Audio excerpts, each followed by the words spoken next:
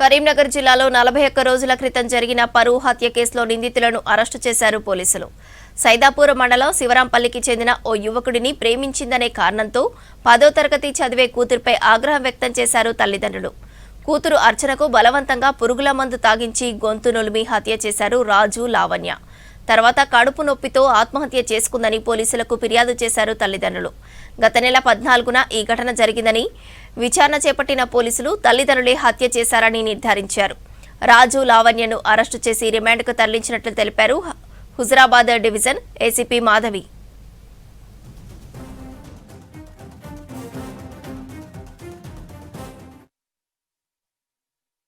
Intermediate first year చదువుతున్న అమ్మాయి ఆగదే గ్రామానికి చెందిన ఒక వ్యక్తి పోలు అనిల్ అనే వ్యక్తితో ఆ వ్యక్తి ఆ అమ్మాయిని ప్రేమ దాంట్లో వ్యామోహంలో పడివేసి ఆ అమ్మాయిని ప్రేమిస్తున్నానని వెంటపడటం వల్ల మేబీ ఆ అమ్మాయి కూడా సపోర్ట్ చేసిందని తెలిసింది.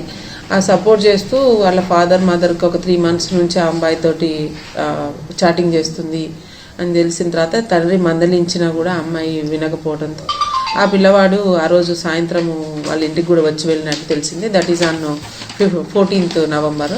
అయితే తండ్రికి ఈ విషయం తెలిసిన తర్వాత అమ్మాయిని కొంచెం కోపం చేస్తే అమ్మాయి ఆ అబ్బాయిని ఎక్కడ వెళ్ళిపోతుందో చెప్పినా వినట్లేదు అనే ఒక భయంలో ఆ పిల్లని పాయిజన్ ఇచ్చి ఆ పాపని పాయిజన్ ఇచ్చి మళ్ళీ ఎందుకన్నా మంచిది మళ్ళీ బతుకుతుందేమో అనే ఉద్దేశంతో గొంతు నులిపి కూడా తల్లి తండ్రి సొంత తల్లిదండ్రులు ఆమెని చంపేసి తెల్లారి పొద్దున్న ఆమెని పోలీస్ స్టేషన్లో ఒక దరఖాస్తు ఇచ్చారు.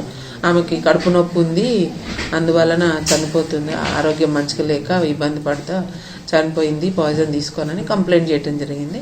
కానీ కొంచెం మాకు సమాచారం అందింది ఆమె ఎట్లాంటి ఆరోగ్య పరిస్థితులు ఉన్నాయో ఒకసారి చెక్ చేసినాం.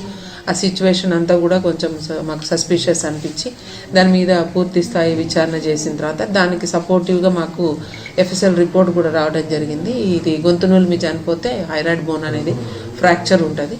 సో ఎఫ్ఎస్ఎల్ రిపోర్ట్లో ఫ్రాక్చర్ వచ్చింది కాబట్టి దాన్ని బేస్ చేసుకొని వాళ్ళ ఫాదర్ని పిలిపించి మేము ఫాదర్ ఇన్వెస్టిగేషన్ చేస్తున్న క్రమంలో అతని ఇంటికి వెళ్తే అతనికి భయం వేసి అతను ఏం చేశాడంటే ఆ గ్రామంలో ఉప సర్పంచ్ దగ్గరకు పోయి అవును నేనే చంపినా, నేను నా భార్య కలిసి చంపినాం, ఎక్కడైతే మా పరువు పోతుందో మనం చెప్పిన మాట వినకుండా ఈ అమ్మాయి అతనితో వెళ్ళిపోతుందో ఈ పోలు అనేట ఆయన మ్యారీడ్ వైఫ్తో గొడవలుండి 498 కేసు కూడా ఉంది ఇదే పోలీస్ స్టేషన్లో.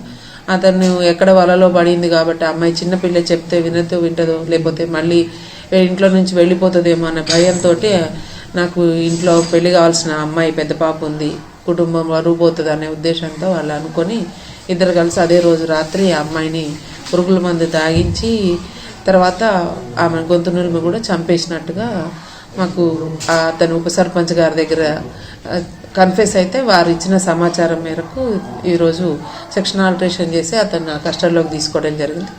కస్టడీలో తీసుకున్న వెంటనే అతని భార్య ఇద్దరు కూడా వాళ్ళు చేసిన నేరాన్ని ఒప్పుకున్నారు. దాని మీద ఈరోజు అరెస్ట్ చూపించి మేము జ్యుడిషియల్ కస్టడీకి